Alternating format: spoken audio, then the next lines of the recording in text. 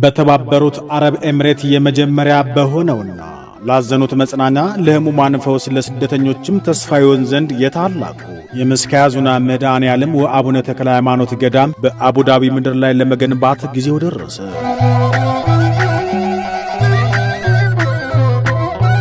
በእግዚአብሔር መልካም ፍቃድ በደሙ መሠረት ላይ የሚታነጸው ይህ ገዳም እኛም ሆንን መጪው ትውልድ ሁሉ በሃይማኖቱ እየጸና ከፈተና ሁሉ እየተጽናና ጸሎት ምስጋናውን የሚያደርስበት የፈጣሪያችንን ቤት የመገንባት ዕድሉን በማግኘታችን እንኳን ደስ አለው፣ እንኳን ደስ አለን።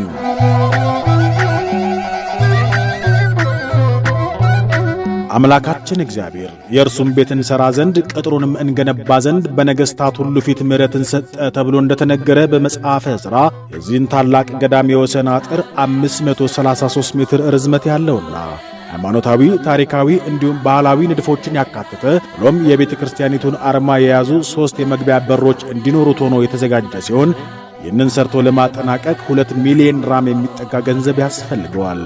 እነሆ እግዚአብሔር ለመቅደሱ የሚሆንን ቤት ተሠራ ዘንድ መርጧልና ጠንክረ ፈጽመው እንዲል መጽሐፈ ዜና መዋዕል። በተባበሩት አረብ ኤምሬት የምትኖሩ የቅድስት ቤተ ክርስቲያን ልጆች ኦርቶዶክሳውያን በሙሉ ለዚህ ቅዱስ ዓላማ መሳካት የሁላችንም ርብርብ አስፈላጊ ነውና ከፈጣሪ ካገኛችሁት በረከት ላይ አስራትና መባችሁን በመለገስ ከበረከቱ ተሳተፉ፣ የነፍስ ዋጋን የሚያተርፉ ስትል ቅድስት ቤተ ክርስቲያን ትጠራለች።